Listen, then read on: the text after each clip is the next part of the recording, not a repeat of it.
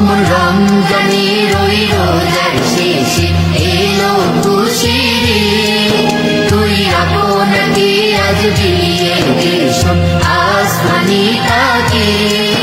অমন রমজানের ওই রোজার শেষে এলো খুশির তুই আপনাকে আজ বিলিয়ে দেশ আসমানি তাকে।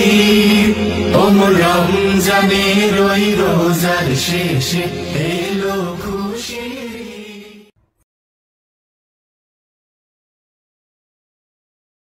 বিসমিল্লাহির রহমানির রহিম। কর্মকর্তা কর্মচারী কল্যাণ ফেডারেশন খুলনা মেডিকেল কলেজ ও হাসপাতালের উদ্যোগে আয়োজিত আজকের এই ঈদ পুনর্মিলনী অনুষ্ঠানে উপস্থিত সকলকে জানাই সাদর সম্ভাষণ, ঈদ মোবারক।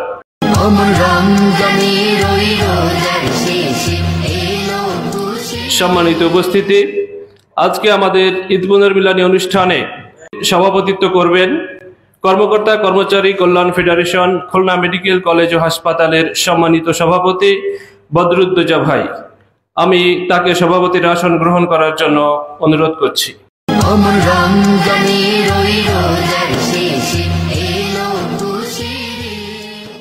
ইতিমধ্যে আমাদের মাঝে উপস্থিত হয়েছেন আমাদের আজকের ঈদ পুনর্মিলনী অনুষ্ঠানের সম্মানিত প্রধান অতিথি, খুলনা মেডিকেল কলেজ হাসপাতালের সম্মানিত পরিচালক ডাক্তার মোহাম্মদ মহসিন আলী ফরাজি স্যার।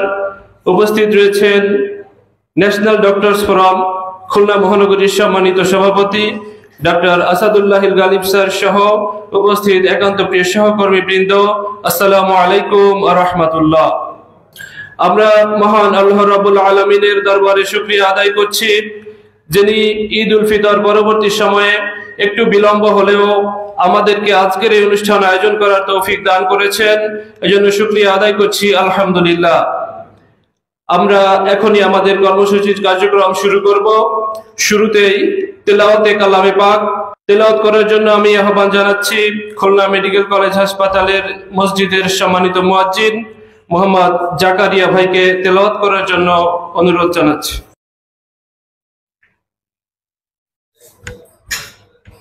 আসসালামু আলাইকুম ওয়া রাহমাতুল্লাহি ওয়া বারাকাতুহু। আউযু বিল্লাহি মিনাশ শাইতানির রাজীম। বিসমিল্লাহির রাহমানির রাহিম।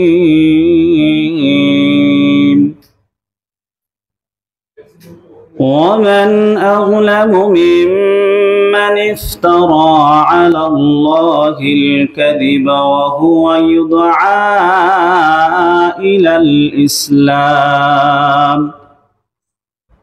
والله لا يهدي القوم الظالمين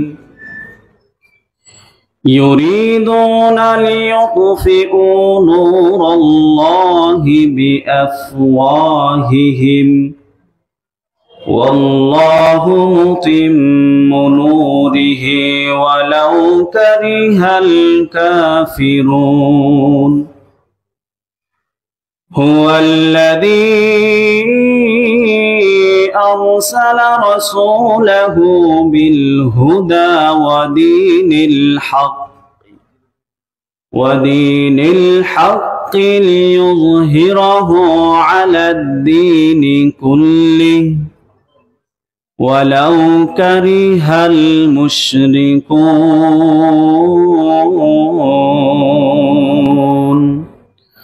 صدقت يا رب العالمين।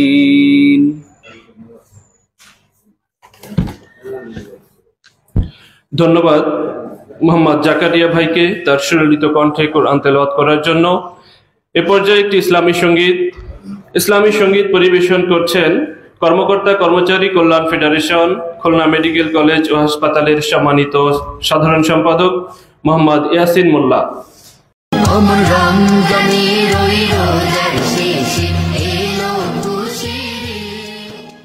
আসসালামু আলাইকুম ওয়া রাহমাতুল্লাহ।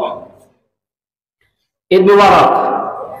আল্লাহকে যারা বেশি সে ভালো দুঃখ কি আর তাদের থাকতে পারে,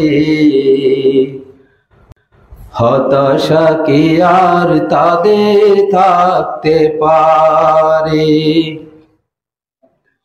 আল্লাহকে যারা বেশেছে ভালো, দুঃখ কি আর তাদের থাকতে পারে, হতাশা কি আর তাদের থাকতে পারে। যারা লয়েছে মুখে কোরআনের বাণী, লয়েছে মুখে কোরআনের বাণী, হতাশা কি আর তাদের থাকতে পারে, দুঃখ কি আর তাদের থাকতে পারে। সামনে বাড়ালো পাজারা আজ নতুন পৃথিবী গড়তে, জানা তো আছে তাদের সবার কত যে হবে লড়তে। সামনে বাড়ালো পাজারা আজ নতুন পৃথিবী গড়তে, জানা তো আছে তাদের সবার কত যে হবে লড়তে। জীবনের সব পিছু টানতাই হেরে যাই বারে বারে, দুঃখ কি আর তাদের থাকতে পারে, হতাশা কি আর তাদের থাকতে পারে। মায়ের আদর বোনের হাসি, সংসার সুপ্রিয়ার মুখ, মায়ের আদর বোনের হাসি, সংসার সুপ্রিয়ার মুখ। সব ছেড়ে চলে অজানার পথে, শত বেদনার স্মৃতি বয়ে যায় মুখে জোরদার হাসি। জীবন দিয়ে রেখেছে যে তারা, মরণ দিয়ে আনবে আনবে ভাঙা মসনাদে রাশেদার সেরা যুগ। শহীদ মিছিল চলে সম্মুখে, রুখবে কে আজ তারে, দুঃখ কি আর তাদের থাকতে পারে, হতাশা কি আর তাদের থাকতে পারে। আল্লাহকে যারা বেশি সে ভালো, দুঃখ কি আর তাদের থাকতে পারে, হতাশা কি আর তাদের থাকতে পারে, দুঃখ কি আর তাদের থাকতে পারে। আসসালামু আলাইকুম ওয়া রাহমাতুল্লাহ। আবার ঈদ মোবারক। ধন্যবাদ ইয়াসিন ভাইকে তার সুললিত কণ্ঠে একটি ইসলামী সঙ্গীত শোনানোর জন্য। সম্মানিত উপস্থিতি, এ পর্যায়ে আমাদের মাঝে সংক্ষিপ্তভাবে শুভেচ্ছা বক্তব্য রাখার জন্য আহ্বান জানাচ্ছি খুলনা মেডিকেল কলেজ হাসপাতালের কর্মকর্তা কর্মচারী ঐক্য পরিষদের সংগ্রামী সাধারণ সম্পাদক আমাদের একান্ত প্রিয় মোহাম্মদ আব্দুল আলিম ভাইকে।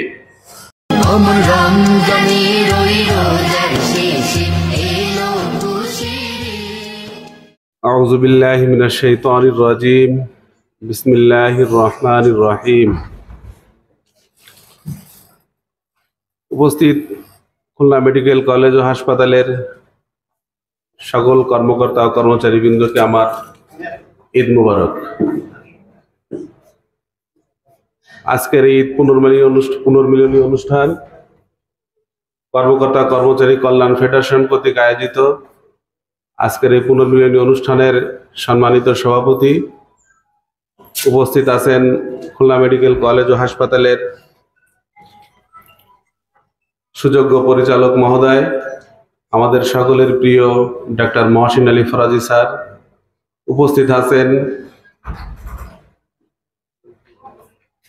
Doctor Ghalib sir, doctor Shamim sir সহ সকল কর্মকর্তা কর্মচারীবৃন্দ,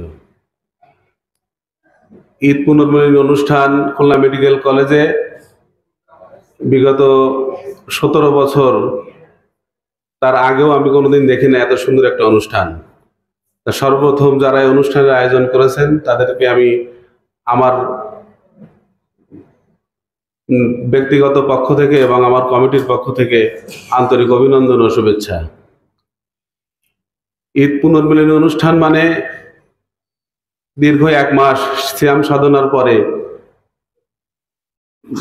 একটা একঘেয়েমি থেকে যায়, সেখান থেকে বেরিয়ে এসে সকলের মাঝে শুভেচ্ছা বিনিময়, সকলের খোঁজ খবর, সুখ দুঃখের খবর নেওয়ার জন্য এই অনুষ্ঠান।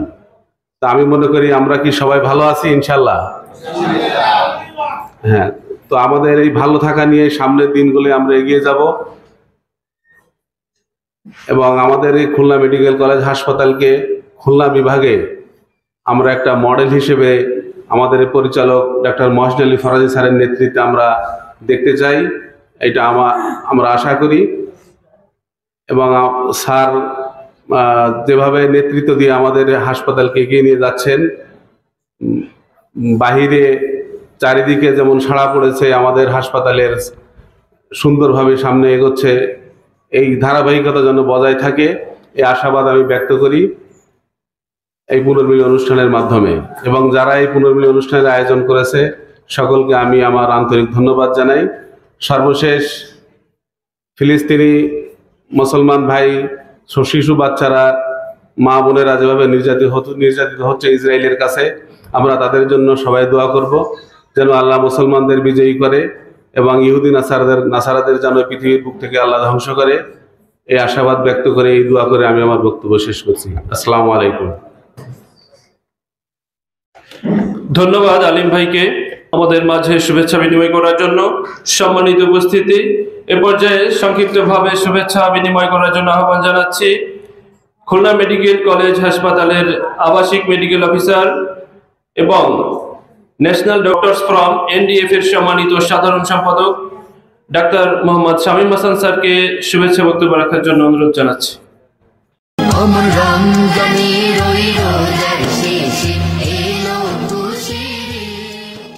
কর্মকর্তা কর্মচারী কল্যাণ federation Khulna medical college hospital কর্তৃক আয়োজিত মাহে রমাদান পরবর্তী আজকের ঈদ পুনর্মিলনী অনুষ্ঠানে প্রিয় উপস্থিতি, আসসালামু আলাইকুম রহমতুল্লাহ। ঈদ পুনর্মিলনী, ঈদের আগে আমাদের এটা রোজা ছিল মনে হচ্ছে, সিয়াম, রমাদান পরবর্তী ঈদ। রমাদানের আমরা যে রমাদানকে পার হয়ে চলে আসলাম, এই রমাদান আসলে যে ঈদ, আসলে আমরা যেটা বলতেছি যে ঈদ করা শেষ 7 দিন 8 দিন 10 দিন। আমি একটি প্রশ্ন করি অল্প একটু, যে ঈদের যে খুশি হলাম আমরা, কি কারণে খুশি হলাম? 1 মাস ধরে আমরা সিয়াম সাধনা, বিরাট একটা কঠিন ইবাদত আল্লাহ আমাদেরকে করার তৌফিক দিয়েছে। সেই ইবাদত থেকে আল্লাহ আমাদেরকে যে জিনিসটা দান করতে চেয়েছে, এবং আমরা আশা করি যে আমরা সকলেই সেই তাকওয়া, সিয়ামের মাধ্যমে যে তাকওয়া অর্জন করেছি, এই তাকওয়া অর্জন করার ফলশ্রুতিতে আমাদের ঈদের আনন্দ। তো এই তাকওয়া আসলে আমাদের বাড়ে কমে। আমার মনে হয় যে 11 মাস পরে আবার যখন রমাদান আসবে, তখন আমাদের তাকওয়ার অবস্থা কেমন হবে? তাকওয়া বা ঈমান যে বাড়ে কমে, এটা কি আপনারা জানেন? ঈমান কি বাড়তে পারে, কমতে পারে? বাড়ে কমে, ঈমান বাড়ে কমে। আমাদের দাউদ ভাই বলেছে ঈমান বাড়ে কমে আসলে। তো আমার বিশ্বাস হচ্ছে যে 1 মাস ধরে আমরা যে সিয়াম সাধনা করলাম, তাহলে তাকওয়া যে অর্জন করেছি, এটার মনে সবচেয়ে একেবারে একবার হাই লেভেলে, আমরা হাইয়েস্ট লেভেলে এখন আমাদের ভিতরে তাকওয়া এখন ভরপুর, আলহামদুলিল্লাহ। নাকি কারো সন্দেহ আছে? সন্দেহ থাকার কথা না। তাহলে আজকে ফজরের জামাত আমরা কয়জনে, মুসলিম যারা আছি, আমরা মুসলিম বলতে পুরুষ যারা আছি, মসজিদে যে কয়জনে ফজরের নামাজ পড়েছি? হাত উঁচু করে দেখি। অর্ধেক হয়েছে? অর্ধেক হয়নি, অর্ধেক হাত ওঠে নাই। তাহলে এই যদি 1 সপ্তাহ পরে তাকওয়ার এই অবস্থা হয়, তাহলে সুদূর আরো 11 মাস ওয়েট করতে হবে আবার তাকওয়া অর্জন করার জন্য, আবার সিয়ামের জন্য। তাহলে কি হলো ব্যাপারটা? সুতরাং এই বিষয়গুলো আমাদের এই শুভেচ্ছা এই যে ঈদের খুশির আনন্দের সাথে আমাদের আসল বিষয়টা যাতে আমরা ভুলে না যাই, এজন্য আমি জাস্ট চারটা পয়েন্টে অল্প একটু কথা বলবো এবং এই কথাগুলো মনে রাখতে হবে। এবং মনে রাখতে হবে আমার সাথে সবার সাথে দেখা হয়, কিন্তু প্রতিদিন অফিসে এসে দেখা হয়, হসপিটালের পাশে দেখা হয়, মসজিদে দেখা হয়। আমি মাঝে মধ্যে জিজ্ঞাসা করবো যে ওই আলোচনাতে এই পয়েন্টগুলো ছিল, কার কি অবস্থা? সবাই রাজি আছেন? মনোযোগ দিয়ে শুনতে হবে, আমল করতে হবে। এবং আমি আলোচনা শেষে প্রশ্ন করবো, 4-5টা প্রশ্ন করবো। প্রশ্নের জন্য উত্তর দিলে, সঠিক উত্তর দিলে আমি গিফট দিব। অল্প সময়ের ভিতরে হয়ে যাবে সব। তাহলে আমরা রমাদানে যে তাকওয়া অর্জন করেছি, এই তাকওয়াকে যদি এই 11 মাস কন্টিনিউ করতে চাই, তাহলে আমাদের মাত্র 4টি বিষয়ে গুরুত্ব দিতে হবে, 4টি আমলকে প্রাধান্য দিতে হবে। আমাদের পুরো 24 ঘন্টার লাইফে, প্রতিদিনের লাইফে 4টি বিষয়কে যদি আমরা গুরুত্ব দিতে পারি, তাহলে আমাদের তাকওয়া সজীব থাকবে, ফ্রেশ থাকবে, সবসময় চাঙ্গা থাকবে। আমাদের সিরিয়াসনেস, সচেতনতা, মুত্তাকি, ফরেজগারিতা সবসময় একই রকম থাকবে। প্রথম হচ্ছে আল্লাহ রসুলের হাদিস। আল্লাহ রসুলকে প্রশ্ন করা হয়েছে, আইউল আমালি আফদল, তোমরা কি জানো সবচেয়ে দামি ইবাদত কোনটি? আল্লাহ রসুল উত্তর দিছিলেন কি? আল্লাহ রাসূলুল্লাহ সাল্লাল্লাহু আলাইহি ওয়াসাল্লাম, আসসালাতু আলা ওয়াক্তিহা, সময় মতো সালাত আদায় করা হচ্ছে সবচেয়ে বড় ইবাদত।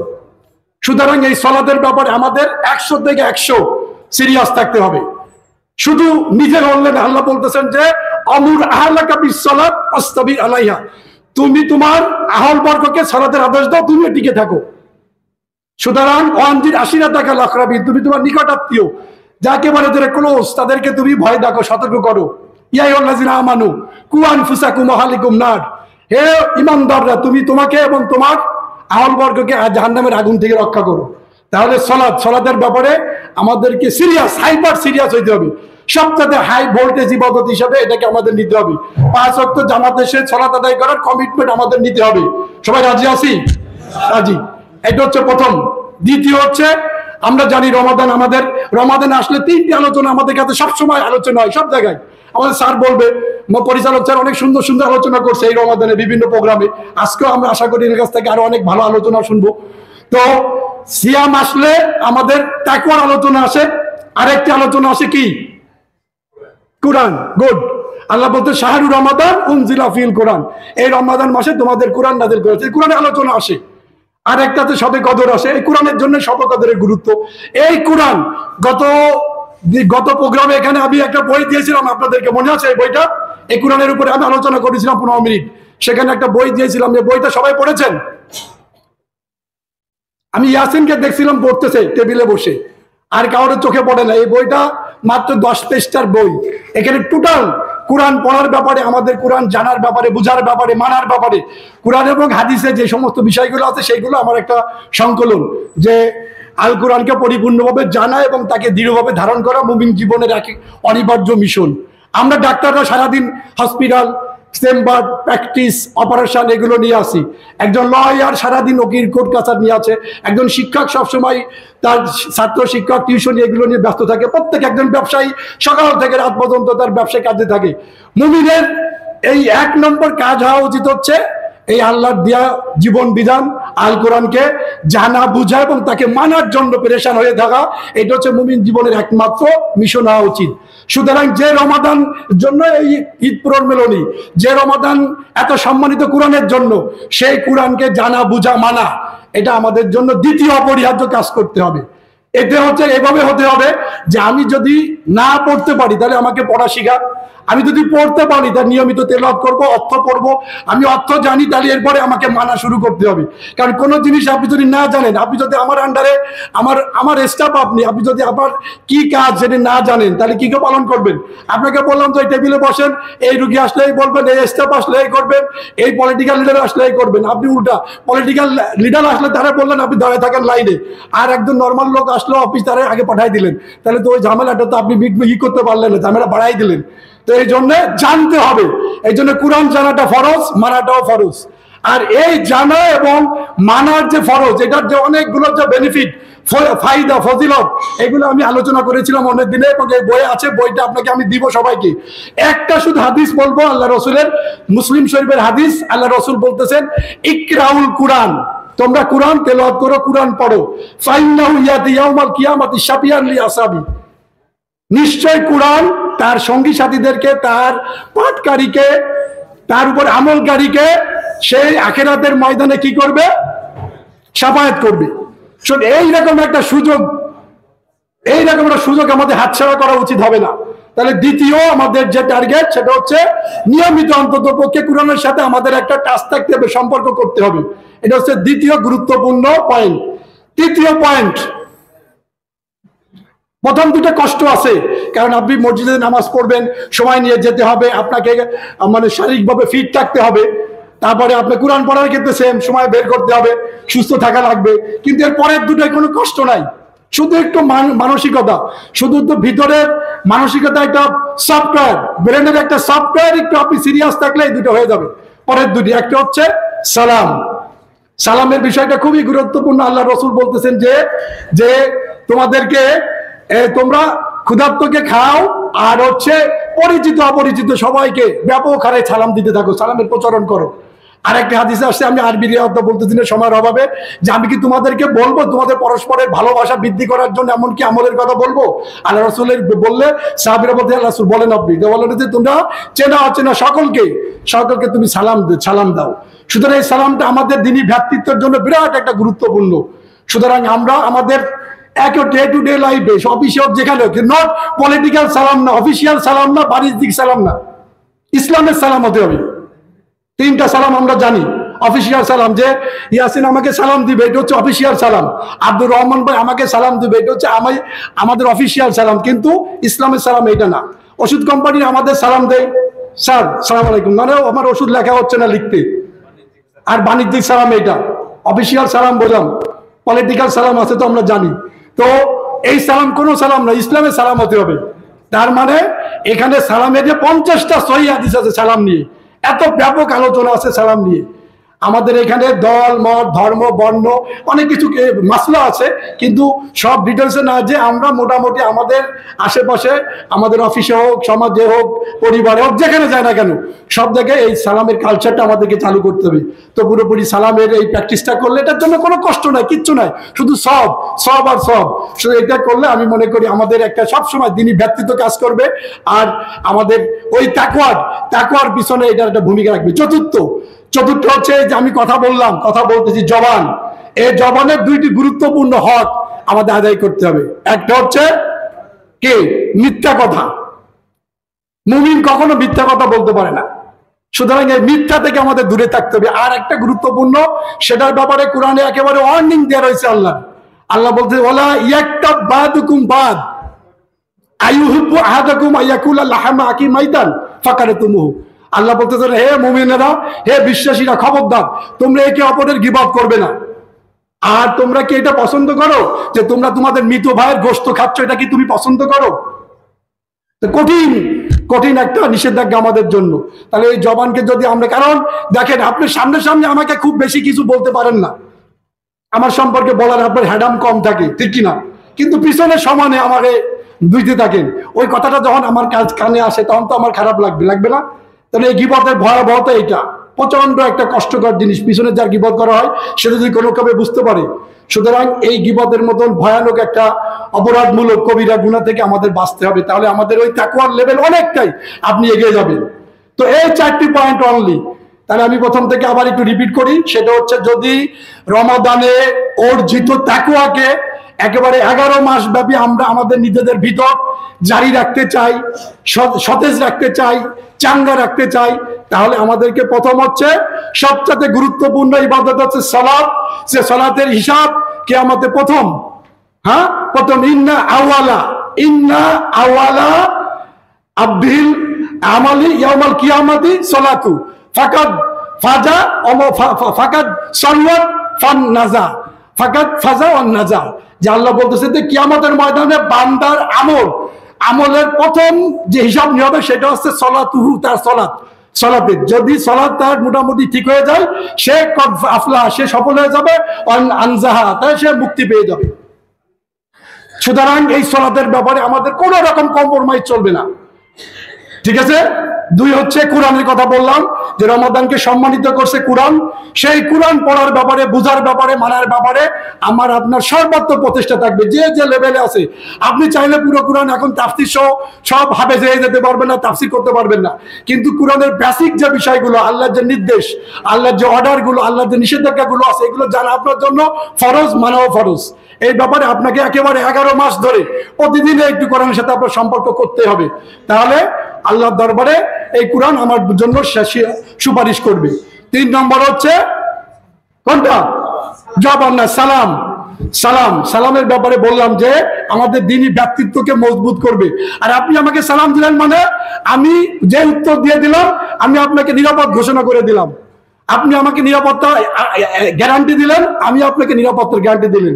আল্লাহ রাসূল বলতেছেন যে সেই তোমাদের ভিতর সবচেয়ে আইউল মুসলিমুল আফদল, তোমাদের ভিতর সবচেয়ে দামি মুসলিম হচ্ছে ওই ব্যক্তি, ঠিক আছে, ওই ব্যক্তি যার কি থেকে, যার জবান এবং হাত থেকে, ইয়াদি ওয়াল লিসানি ওয়াল ইয়াদি, হ্যাঁ, মান সালিমাল মুসলিমিনা মিন ইয়াদি ওয়াল লিসানিহি, যে এক মুসলিম আর এক মুসলিমের হাত এবং জবান দ্বারা যদি সে নিরাপত্তা লাভ করে, তাহলে সে হচ্ছে সবচেয়ে দামি মুসলিম। তা আমরা কি সে দামি মুসলিম হতে চাই কিনা?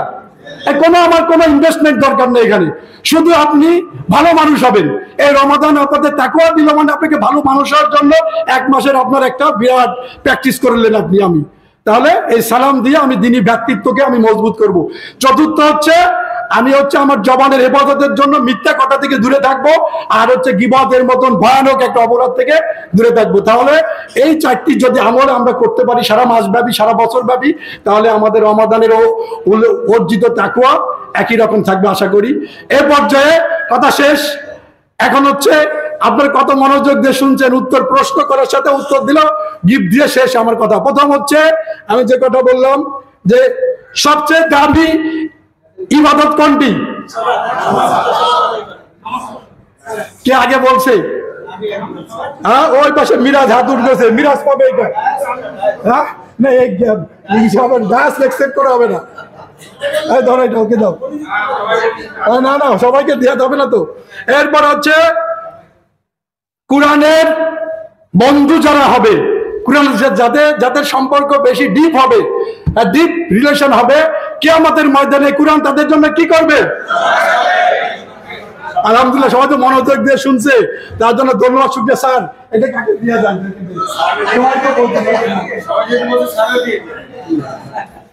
দিয়া আছে, যা আছে তোমার জায়গা লাগবে না।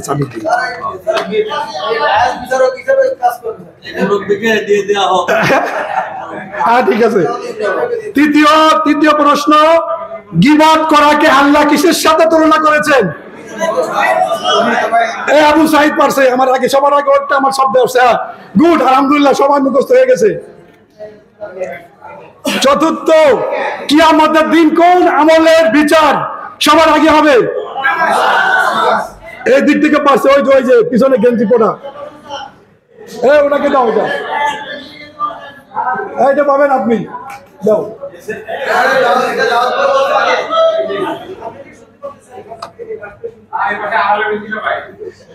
একটা প্রশ্ন আজকে একটা আলোচনা বাদ গেছে, সেটা মিথ্যা কথা, মিথ্যা বলা কোন ব্যক্তির স্বভাব, চরিত্র? হ্যাঁ, মুনাফিকের শাস্তি আল্লাহ কুরআনে কি ঘোষণা করছে? পুরোপুরি হয়নি। ইন্নাল মুনাফিকিনা ফি দারকিল আসফালি মিনান নার, নিশ্চিতভাবে মুনাফিকরা জাহান্নামের সর্বনিম্ন স্তরে করবে। আমাদের আমাদের ইমাম মুয়াজ্জিন সাহেব বলছে, মুয়াজ্জিন সাহেব এটা সর্বশেষ প্রশ্ন উত্তর দিয়ে, এটা একটু দামি গিফট। এটা বলতে হবে যে আমি যে আলোচনা করলাম 4টি পয়েন্ট, যে রমাদানে অর্জিত তাকওয়াকে সারা বছর ধরে লালন করতে হলে যে 4টি পয়েন্ট আলোচনা করলাম, এই 4টি পয়েন্টকে হাত দিয়ে একজন করবে। হ্যাঁ, আমাদের ভাই। হ্যাঁ, গুড। তারপর 2, গুড, আফসুস সালাম, গুড।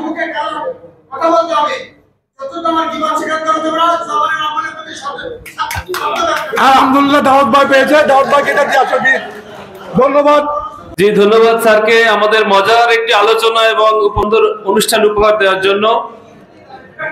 সম্মানিত উপস্থিতি, এ পর্যায়ে সংক্ষিপ্তভাবে শুভেচ্ছা বিনিময়ের জন্য আহ্বান জানাচ্ছি ন্যাশনাল ডক্টরস ফোরাম খুলনা মহানগরী শাখার সম্মানিত সভাপতি, খুলনা মেডিকেল কলেজ হাসপাতালের সার্জারি বিভাগের সম্মানিত consultant doctor Asadullah Ghalib sir.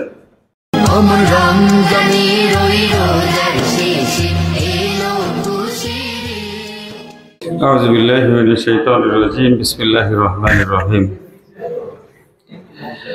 Eid পুনর্বলী অনুষ্ঠানের সম্মানিত সভাপতি এবং শ্রদ্ধাভাজন অত্র হাসপাতালের সম্মানিত পরিচালক, উপপরিচালক, সহকারী পরিচালক সহ শ্রদ্ধাভাজন অন্যান্য উপস্থিত নেতৃবৃন্দ এবং আজকের উপস্থিতি, আসসালামু আলাইকুম ওয়া রাহমাতুল্লাহি ওয়া বারাকাতুহু। আসলে ঈদের আনন্দ এখনো যায় না, এটা বোঝা যাচ্ছে এবং স্বতঃস্ফূর্ততা এখনো বর্তমান, এবং আমরা সবাই একজন একজনের চেয়ে আমলের শ্রেষ্ঠ হওয়ার চেষ্টা করছি। এটা আর একটা বড় প্রতিযোগিতা, এবং সেই জায়গায় আমরা মোটামুটি সবাই ভালো জায়গায় অবস্থান করছি। আল্লাহ তাআলা যেন এরকম বেহেশতের উচ্চতর স্তরে যাওয়ার জন্য প্রত্যেকের মধ্যে এই যে প্রতিযোগিতা, এই প্রতিযোগিতা যেন আল্লাহ তাআলা অব্যাহত রাখেন। আমিন। আল্লাহ তাআলা যেন আমাদের সবাইকে কবুল করে। আমি দুইটা কথা বলতে চাই। রাসূল সাল্লাল্লাহু আলাইহি ওয়াসাল্লাম বলেছেন, তার সাহাবী সহ বসেছিলেন, উনি বললেন, আমার ভাইদের প্রতি সালাম। তো সাহাবারা বললেন, ইয়া রাসূলুল্লাহ, আমরা কি আপনার ভাই না? কয় না, তোমরা আমার ভাই না, তো তোমরা আমার সাহাবী। তাহলে তোমার ভাই কারা? ভাইকা হচ্ছে তারা যারা শেষ জীবনের উম্মত, যারা আমাকে না দেখে বিশ্বাস করবে এবং আমার সুন্নতের উপর অটুট। তাহলে আমাদেরকে আল্লাহ রসুল কিন্তু ভুলেন নাই, আল্লাহ রসুল আমাদেরকে সালাম দিয়েছেন।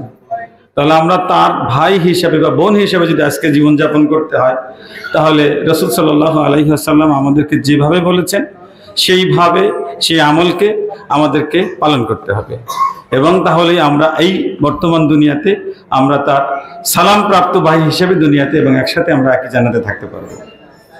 আর একটা জিনিস হলো যে রাসূল সাল্লাল্লাহু আলাইহি ওয়াসাল্লাম বিদায় হজের ভাষণে একটা অংশে উনি বলেছেন, তোমরা যারা আজকে নিকটে আছো তারা দূরবর্তীদেরকে পৌঁছায় দেবে, আর আজকে যারা উপস্থিত আছে, যারা অনুপস্থিত আছে, তাদের কাছে আমরা এই প্রত্যেকটা আমার এই ভাষণটাকে পৌঁছে দেবে। হতে পারে তোমাদের চেয়েও তারা গুরুত্বের সাথে এটাকে আমল করবে। তাহলে আজকের দিনে সেরকম ভাই, সেরকম মানুষ কিন্তু বর্তমান আল্লাহ রসুল বলে গিয়েছেন, যারা সেই সময়কার থেকেও গুরুত্বের সাথে তার বাণীকে লালন করবে। তাহলে আজকের দিনে কিন্তু সেরকমভাবে এভিডেন্স, সেরকমভাবে বর্তমান আমাদের মধ্যে অনেক মানুষ আছে সেই ভাষণকে, রাসূল সাল্লাল্লাহু আলাইহি ওয়াসাল্লামের নির্দেশকে গুরুত্বের সাথে পালন করছে। আমরা প্রত্যেকেই যেন এটা হতে পারি, কারণ আসলে আমরা ইসলাম গ্রহণ করে, ইসলাম পালন করে ইসলামের উপকার করে দিব না। যদি আমরা ইসলামের এই জায়গায় আমাদের জীবনকে আমরা যদি সেখানে লালন করি বা পালন করি, তাহলে দেখা যাবে যে আমরা সেখানে উন্নত হব, আমরা পরবর্তীকালে জীবনে নাজাত পাবো এবং বর্তমান দুনিয়াতে আমরা সুখে এবং শান্তিতে বসবাস করতে পারবো। আর একটা জিনিস হলো সেটা হচ্ছে যে আমাদের বর্তমান সময়ে যদি আমরা একটা জিনিসকে খেয়াল করি, বলা আছে, আল্লাহ রাসূল বলেছেন, তোমরা যেমন তোমাদের নেতা হবে তেমন। তো বোঝা যাচ্ছে যে বিগত 15 দিনে আমরা শয়তান ছিলাম বলে শয়তানের মধ্যে সেরা শয়তান আমাদের নেতা ছিল। তাহলে এখন কি অবস্থা হয়েছে? আমরা কিছুটা ভালো হয়েছি, এজন্য আমাদের নেতা কিছুটা ভালো হয়েছে। সুতরাং নির্ভর করবে আমরা কেমন। আজকে সেই জায়গায় যদি আমরা কমিটেড হই, আমরা ভালো হব, তাহলে দেখা যাবে যে না, আমাদের দেশটা সুন্দর চলবে এবং ভালো হবে। আল্লাহ তাআলা সরাসরি কোরআনে বলেছেন যে তোমরা যদি কোনো জনপদের জনগোষ্ঠীর এই কোরআনকে মেনে নেয়, আল্লাহ তাআলা আসমান এবং জমিনের সকল রহমত তাদের প্রতি ঢেলে দিবেন। অসুবিধাটা হচ্ছে আমাদের ব্যক্তিগত প্রত্যেকের, আমরা প্রত্যেকেই ভালো হই। এখন বলো ও করে না, তাহলে আমি করবো কেন? আসেন আমি এবং আপনি ভালো হই, আমরা দুইজন ভালো হই, তাহলে একজন এবং দুইজন দেখা যাবে যে এই দুইজন ভালো হলে গোটা পৃথিবী সব জায়গায় ভালো হবে।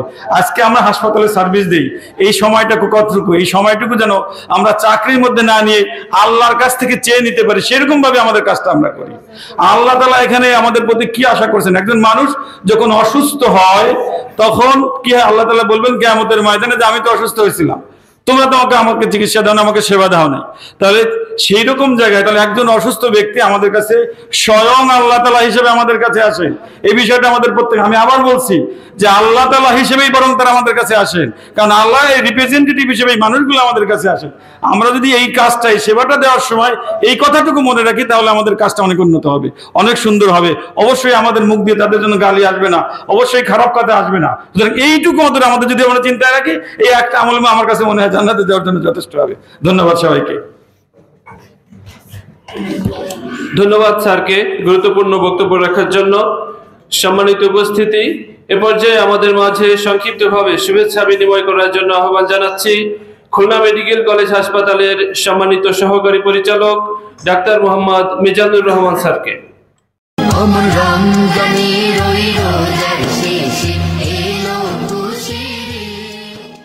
বিসমিল্লাহির রহমানির রহিম।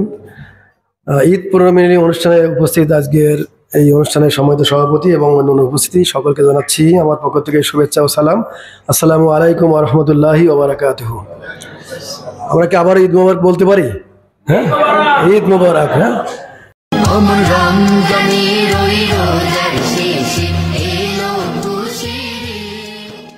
আসলে ঈদ হয়ে গেছে অলরেডি, মনে হয় 10 দিন অতিবাহিত হয়েছে। তারপরেও আপনারা যে ঈদের পুনর্মিলনীর একটা আয়োজন করছেন, এই জন্য আপনাদের সকলকে, আয়োজক কমিটিকে আমি ধন্যবাদ জানাই। আসলে এখন 2টা অফিস টাইম পার হয়ে গেছে, অনেকের হয়তো বোরিং লাগতে পারে, কারণ আমাদের শামীম ভাই যে লেকচার দিছে, লেকচারের পরে আর কোনো কথা থাকে না। তারপরে গালিব ভাই অনেক চমৎকার একটা হাদিস বললেন, আমিও একটা হাদিস বলবো, সংক্ষিপ্ত একটা হাদিস। যেমন আমরা যে ঈদটা মানে পালন করলাম, আমরা রমাদান মাসের 1 মাস সিয়াম সাধনা করে তারপরে কিন্তু আমরা একটা খুশির একটা ঈদ পালন করলাম। তো রমাদান মাসটা মূলত ছিল যে রহমত, মাগফিরাত এবং নাজাতের মাস, এবং এই রমাদান মাসটাই হচ্ছে কি মাগফিরাত অর্থাৎ ক্ষমার মাস। তো আমরা আল্লাহর কাছে ক্ষমা চাই। তো আমাদের দেখেন, আমাদের জীবদ্দশায় আমাদের দুনিয়াতে আসছি, আমাদের 2টো হক আছে। একটা হক হচ্ছে বান্দার হক, আর একটা হচ্ছে আল্লাহর হক, হকুল্লাহ আর হকুল ইবাদ। তো বান্দার হক যেটা, সেটা কিন্তু আল্লাহ কিয়ামতের মাঠে কিন্তু মাফ করবে না। কিন্তু আল্লাহর হক যেটা, নামাজ, রোজা, হজ, জাকাত, এটা কিন্তু আল্লাহ মাফ করতে পারে। কিন্তু বান্দার হক যেটা, বান্দার প্রতি যদি কেউ কোনো অন্যায় করে, অত্যাচার করে, জুলুম করে, এই জিনিসটা যতক্ষণ না পর্যন্ত ওই বান্দা মাফ না করবে, আল্লাহ ততক্ষণ পর্যন্ত তাকে মাফ করবে না। তো আমরা জানি যে রমাদান মাসটা ক্ষমার মাস। তো ক্ষমা করে দেওয়াটা হচ্ছে একটা মহৎ গুণ। এই যে আমরা একটা প্রবাদে বলছি ক্ষমা হচ্ছে মহৎ গুণ, এই ক্ষমা মহৎ গুণটা কিভাবে আসছে, এটা হচ্ছে আমাদের নবীজির একটা নবীজি সাল্লাল্লাহু আলাইহি ওয়াসাল্লামের একটা হাদিস। তো আমি এই হাদিসটা সংক্ষিপ্তভাবে বলে আমি আমার বক্তব্য শেষ করব। তো কেন রমজান মাসকে ক্ষমার মাস বলা হয়েছে?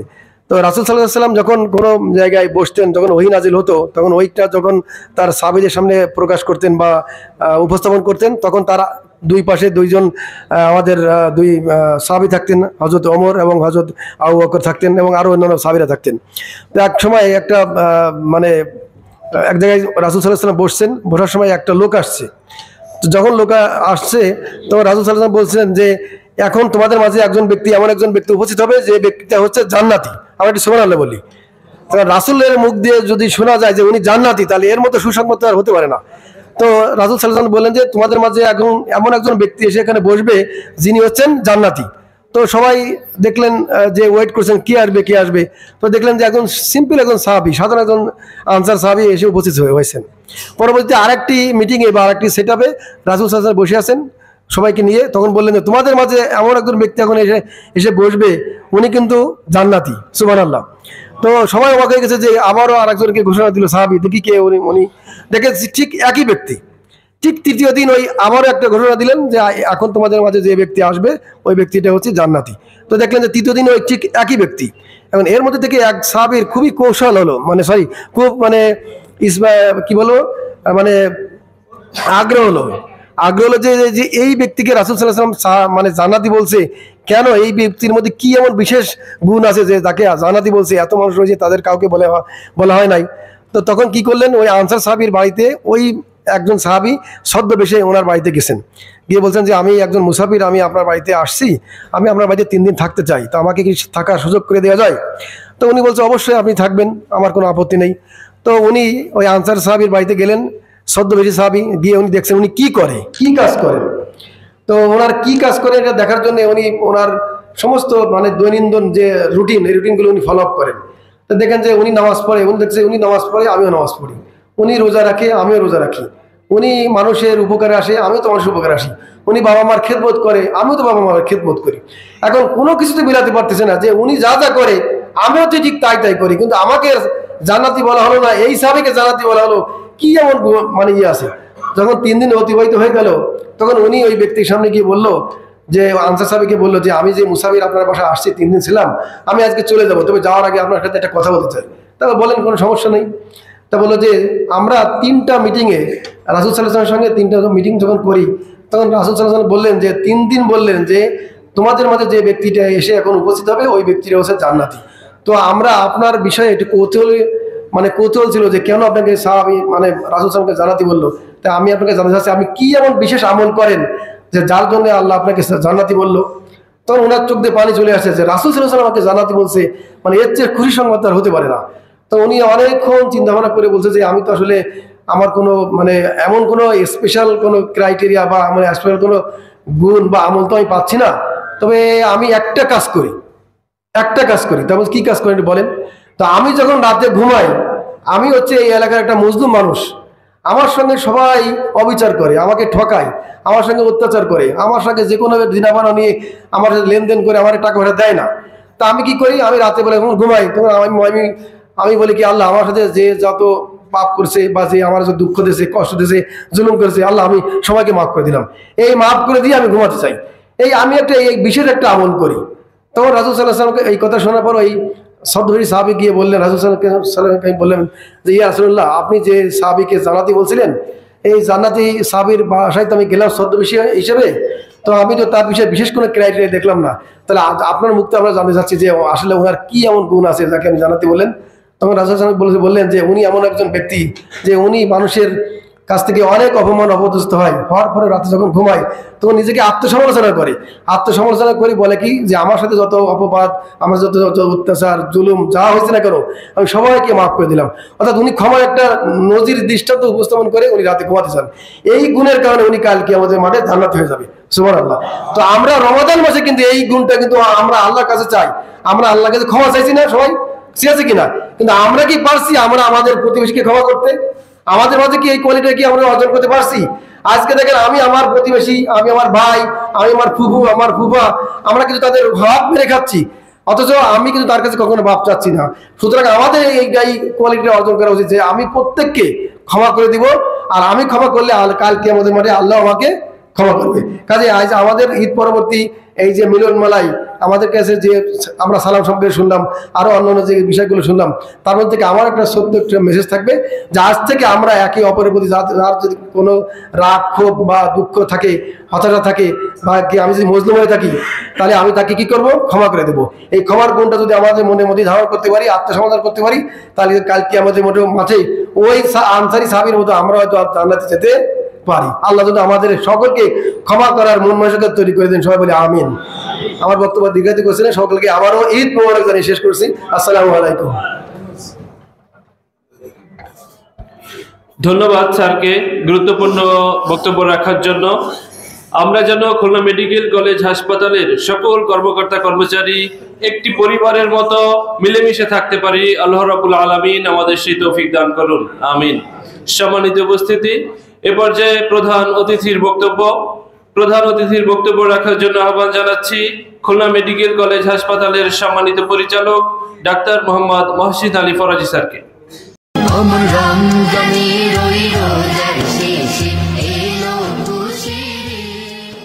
আসসালামু আলাইকুম ওয়া রাহমাতুল্লাহ। আউযু বিল্লাহি মিনাশ শাইতানির রাজীম। বিসমিল্লাহির রহমানির রহিম। ওয়াসসালাতু ওয়াসসালামু আলা রাসূলিল কারীম। আম্মা বাদ। খুলনা মেডিকেল কলেজের কর্মকর্তা কর্মচারী কল্যাণ ফেডারেশন কর্তৃক আয়োজিত আজকের ঈদ পুনর্মিলনী সভায় উপস্থিত সম্মানিত সভাপতি এবং সর্বস্তরের কর্মকর্তা কর্মচারী বৃন্দ, সবাইকে ঈদের শুভেচ্ছা জানিয়ে আমি আমার কথা শুরু করছি। অত্যন্ত আনন্দঘন পরিবেশে ঈদ পরবর্তী আমাদের অফিস সময় শেষ করেও আমরা এখানে মিলিত হয়েছি এবং খুলনা মেডিকেল কলেজ হাসপাতালের কর্মকর্তা কর্মচারী বৃন্দের মধ্যে যে একটা সৌহার্দ্য সম্প্রীতি বজায় আছে তারই প্রমাণ দেখা যাচ্ছে, উপস্থিতি সেটা প্রমাণ করে। এবং ক্ষুধার্ত এই অবস্থায় অফিস থেকে বের হয়ে দ্রুত নিজের অনেক জরুরি প্রয়োজনকে উপেক্ষা করে আপনারা দীর্ঘক্ষণ ধরে এখানে বসে আছেন এবং অত্যন্ত সুশৃঙ্খলভাবেই বসে আছেন।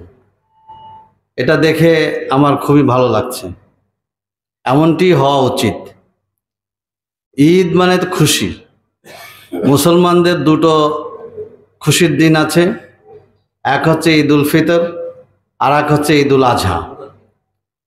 তো এই খুশি কেন? আপনারা এতক্ষণ আলোচনায় অনেক জ্ঞানগর্ভ আলোচনা শুনেছেন, অনেক কিছুই বুঝেছেন যে আমরা কেন ঈদটাকে খুশি হিসাবে পালন করার জন্য বলা হয়েছে। কারণ একটা পরীক্ষা যখন আমরা দেই, পরীক্ষা সুন্দরভাবে দেওয়ার পরে রেজাল্টের জন্য অপেক্ষা করি। তো সেই রেজাল্ট যখন হয়, সেই রেজাল্টে যখন আমরা আশানুরূপ ফলাফল লাভ করতে পারি, তখনই সেই বাড়িতে আনন্দের একটা বন্যা বয়ে যায়। আমরা মিষ্টি বিতরণ করি, আমাদের আত্মীয় স্বজন সবাইকে জানাই যে আমার ভাই, আমার বোন, আমার ছেলে, আমার মেয়ে এরকম একটা ফলাফল করছে। তার মানে হলো একটা পরীক্ষার পরে আমরা কাঙ্ক্ষিত ফল লাভ করতে পারছি, সে কারণেই আমরা আনন্দিত হই। রমজান মাস ছিল আমাদের একটা পরীক্ষার একটা মাস।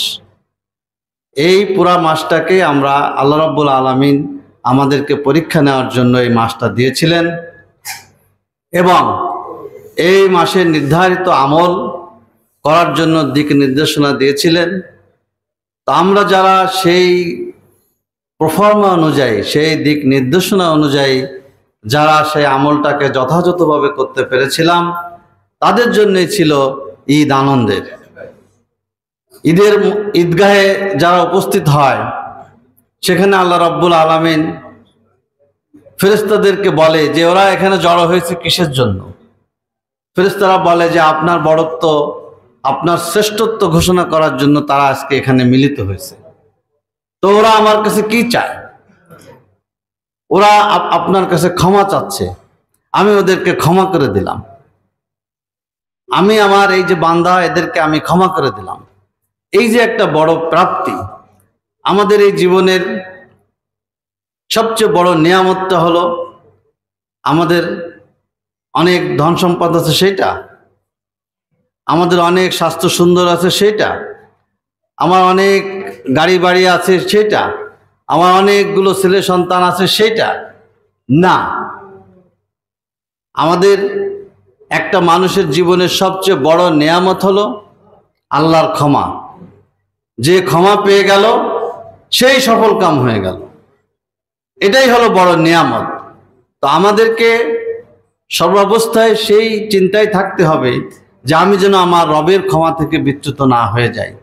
কাল কিয়ামতের মাঠে আমি যেন সেই যাদের জন্য শাস্তি অবধারিত হয়ে গেছে, আল্লাহ রাব্বুল আলামিন যেন আমাদেরকে সেই গ্রুপের মধ্যে ইনক্লুড না করেন। আল্লাহর কাছে আমরা সেই দোয়া করি, আমরা যেন সেই ক্ষমাশীল, ক্ষমাপ্রাপ্ত বান্দাদের মধ্যে সামিল হয়ে যায়। আজকে এখানে আপনারা সমবেত হয়েছেন পরস্পরের সম্প্রীতি, সৌহার্দ্য, একটা মিলন মেলা, সেটাকে একটা আমরা ঈদ পুনর্মিলনী হিসাবে আমরা এখানে ঘোষণা করছি। আসলে কিন্তু আমাদের মধ্যে একটা সম্প্রীতির বন্ধন আছে। আমরা খুলনা মেডিকেল কলেজ হাসপাতালের কর্মচারী, কর্মকর্তা বৃন্দ শুধু নই, আমরা মনে করি আমরা এখানে একটা পরিবার এবং এই পরিবারের আমরা সবাই একজন সদস্য।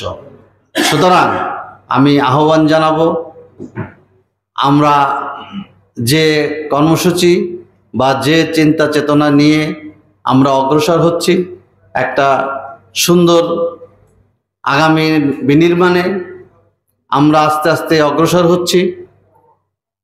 আমাদের একজন বলেছেন যে খুলনা মেডিকেল কলেজ যেন সারা বাংলাদেশের মধ্যে একটা সুন্দর মেডিকেল কলেজ হিসাবে প্রতিষ্ঠিত হোক। তো সেটা প্রতিষ্ঠিত করার পিছনে আমাদের সবাইকে ভূমিকা রাখতে হবে। আমরা যে যার জায়গা থেকে পারি সেই ভূমিকা রাখব। আজকের ঈদ পুনর্মিলনীর এই হলো আমাদের শপথ, এই হোক আমাদের অঙ্গীকার। সবাইকে আবারও আমার আন্তরিক অভিনন্দন ও শুভেচ্ছা জানিয়ে আমার কথা শেষ করছি। আমা তৌফিক ইল্লা বিল্লাহ। আসসালামু আলাইকুম ওয়া রাহমাতুল্লাহ। অসংখ্য ধন্যবাদ স্যারকে। স্যারের দিক নির্দেশনার আলোকে যেন আমরা আমাদের কর্মস্থলে আমাদের সর্বোচ্চ আন্তরিকতা, সততা এবং মেধা এবং যোগ্যতা দিয়ে আমাদের দায়িত্ব যথাযথভাবে পালন করতে পারি। আল্লাহ রাব্বুল আলামিন আমাদের সেই তৌফিক দান করুন। সম্মানিত উপস্থিতি, আমরা অনুষ্ঠানের শেষ পর্যায়ে চলে এসেছি। এ পর্যায়ে সভাপতির বক্তব্য রাখার জন্য আহ্বান জানাচ্ছি কর্মকর্তা কর্মচারী কল্যাণ ফেডারেশনের সম্মানিত সভাপতি MM বদরুদ্দোজা ভাইকে।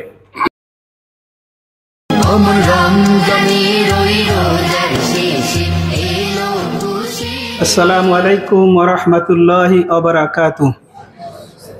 আমরা কি আরেকবার বলতে পারি ঈদ মোবারক? আজকের ঈদ পুনর্মিলনী অনুষ্ঠানের উপস্থিত প্রধান অতিথি, অন্যান্য অতিথিবৃন্দ এবং আমার সহকর্মী ভাই ও বোনেরা, আসসালামু আলাইকুম ওয়া রাহমাতুল্লাহি ওয়া বারাকাতুহু। আমরা দীর্ঘ সময় ধৈর্যের সাথে আলোচনা শুনলাম। ঈদ পুনর্মিলনী অনুষ্ঠানে আমরা যে সৌহার্দ্য এবং সম্প্রীতির যে স্বাক্ষর আজকে রাখলাম, আগামী দিনগুলোতে যেন আমরা এভাবেই চলতে পারি এ কামনা ব্যক্ত করি। এবং আমরা মানুষ হিসাবে প্রত্যেকেই সফলতা কামনা করি। সফলতা, প্রকৃত সফলতা নিহিত কোথায়? পবিত্র রমজানের সিয়াম সাধনার মাধ্যমে আমরা যে শিক্ষা লাভ করেছি, প্রকৃত সফলতা হচ্ছে, প্রকৃত সফল হয়েছে তারা ঈমান এনেছে যারা, ঈমানের বুনিয়াদি যাদের মজবুত আছে, ঈমানের দাবি পূরণের লক্ষ্যে যারা কাজ করে, তারাই প্রকৃত সফলতার পথে কাজ করে। প্রকৃত সফলতা হচ্ছে আল্লাহর রহমত প্রাপ্তির মধ্যে। সিয়াম সাধনার প্রথম 10 দিনে আমরা যে রহমত প্রাপ্তি হয়েছি, প্রকৃত সফলতা হচ্ছে আল্লাহ তাআলার ক্ষমা প্রাপ্তির মাধ্যমে। আল্লাহ তাআলার ক্ষমা প্রাপ্তির মাধ্যমে আমরা সফলতা অর্জন করি। প্রকৃত সফলতা হচ্ছে নাজাত প্রাপ্তির মাধ্যমে। আমাদের ইবাদত বন্দেগীর মাধ্যমে আল্লাহর আনুগত্য করার মাধ্যমই হচ্ছে প্রকৃত সফলতা নিহিত। তা আমরা যেন নিজেকে সফল হিসাবে প্রতিষ্ঠিত করার জন্য সঠিক পথে আল্লাহ তাআলা আমাদের সকলকে পরিচালিত করেন এই আশাবাদ ব্যক্ত করি। এবং বিগত সিয়াম সাধনার মাধ্যমে যে 4টি মূলনীতির কথা আমাদের শ্রদ্ধা স্যার বলে গেছেন, আমাদের RMO স্যার তার আলোচনার মাধ্যমে যে 4টি মূলনীতির কথা বলে গেছেন, সেগুলোর দিকে আমরা খেয়াল রাখি। প্রথমত, সঠিক সময় যেন আমরা সালাত আদায় করতে পারি সেদিকে। দ্বিতীয়ত, আল্লাহ তাআলা মানব জাতিকে সৃষ্টি করে মানব জাতির জন্য সংবিধান হিসাবে যে আল কোরআন নাজিল করেছেন, সে কোরআন অধ্যয়নের দিকে আমরা মনোযোগী হই, যে কোরআন আখিরাতে আমার পক্ষে আপনার পক্ষে সাক্ষ্য দান করবে। আর তৃতীয়ত হচ্ছে যে আমরা শরীয়তি সালাম, যেটা মুসলিম অপর মুসলিমের ভাই পরস্পরের সাথে দেখা সাক্ষাৎ হলে আমরা সালামের পরিচালন করি। আর আমরা যেন জবানের হেফাজত করি। আমাদের দাউদ ভাই যে 7টি বিষয়ের কথা বলছেন, জবানের হেফাজত করি আমরা। আল্লাহ তাআলা আমাদেরকে যে জবান দিয়েছেন, জবান দিয়ে যেন মিথ্যা কথা না বলি এবং গীবত বা শাখাত না করি। আমরা আমার অপর ভাই বোনের যেন কোনো নিন্দা মন্দ আমাদের মুখ দিয়ে না বেরোয়। আর আরেকটি শিক্ষা যেটি আমাদের স্যার বলে গেছেন, যে রাসূলুল্লাহ সাল্লাল্লাহু আলাইহি সাল্লাম এই আখিরি জামানার যত মানুষ আসবে, যত উম্মত আসবে, তাদেরকে ভাই হিসাবে সম্বোধন করেছেন। সেই হিসাবে আপনি, আমি, আমরা সকলেই রাসূলুল্লাহ সাল্লাল্লাহু আলাইহি সাল্লামের ভাই। এটাই আমাদের জন্য একটি অত্যন্ত আনন্দের সংবাদ। এবং আমরা যুগশ্রেষ্ঠ মানব রাসূলুল্লাহ সাল্লাল্লাহু আলাইহি সাল্লামের উম্মত হিসাবে, তার ভাই হিসাবে আমাদের নিজেদের দায়িত্ব সঠিকভাবে পালন করতে পারি আশাবাদ ব্যক্ত করি। সিয়াম সাধনার মাধ্যমে আত্মসংযমের এবং তাকওয়ার ভিত্তির উপর প্রতিষ্ঠিত থাকার জন্য শুদ্ধ জীবনাচার করতে পারি এই আশাবাদ ব্যক্ত করে আজকের মতো আমি আমার বক্তব্য শেষ করছি। আখির দাওয়ানা আলহামদুলিল্লাহি রাব্বিল আলামিন। এখন দোয়া মোনাজাত পরিচালনা করে আমাদের ইয়াসিন ভাই।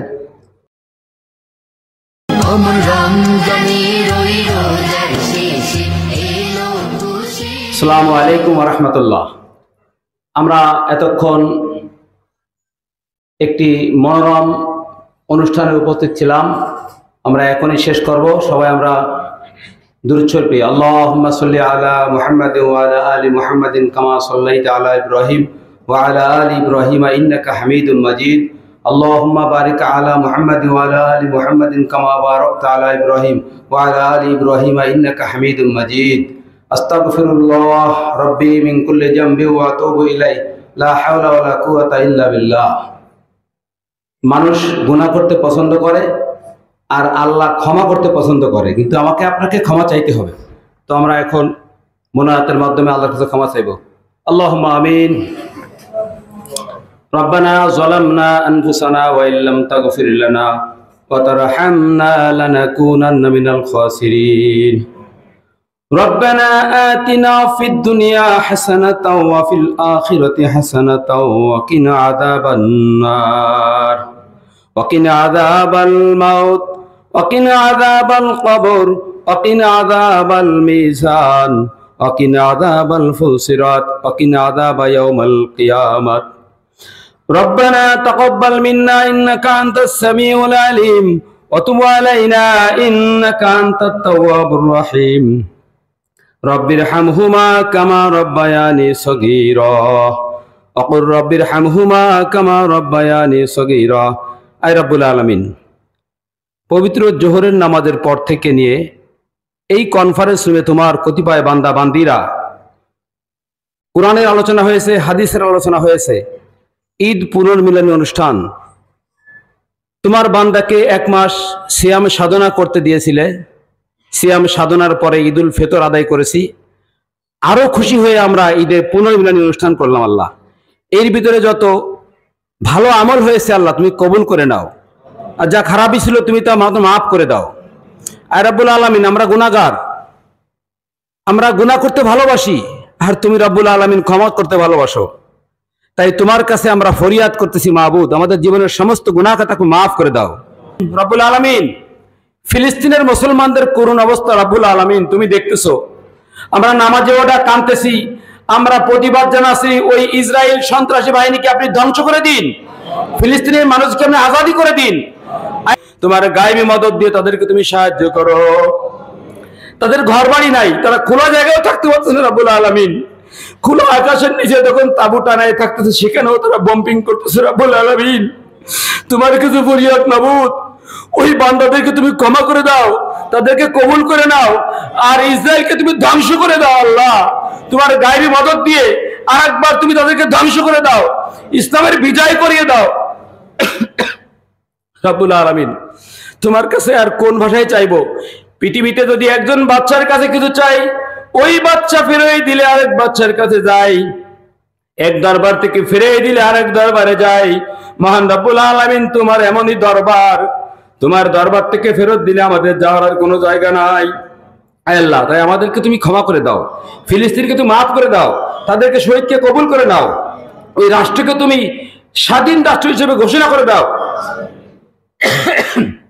আল্লাহ, আপনারা প্রত্যেকে যার যার জায়গা থেকে 30 সেকেন্ডের জন্য দোয়া করেন। আমি আপনাদের স্পিচ দিলাম, মনের থেকে দোয়া করেন, কারণ আমার দোয়া আমি গুনাহগার, কবুল নাও হতে পারে। আপনারা দোয়া করেন। আল্লাহুম্মা আমিন।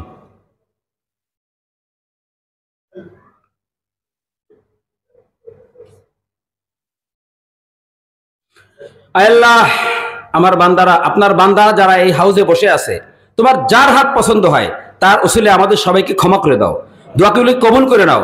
আয় রব্বুল আলামিন, আর দীর্ঘ করবো না, অফিস শেষে অনেক মানুষ ব্যস্ত হয়ে গেছে।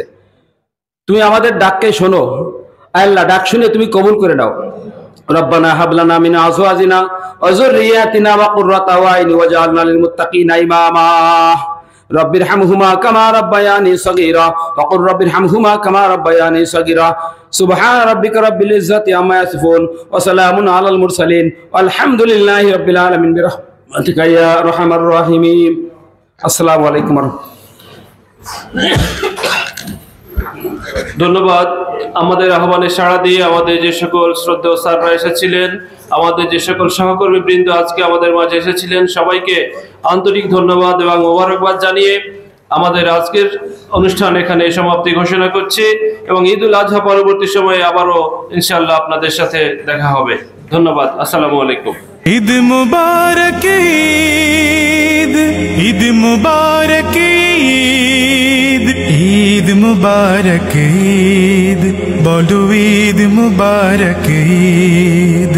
রমজানের ওই রোজার শেষে এলো খুশির ঈদ। তুই আপনাকে আজ বিলিয়ে দে শোন আসমানি তাকিদ অমর রমজানের ওই রোজার শেষে এলো খুশির ঈদ।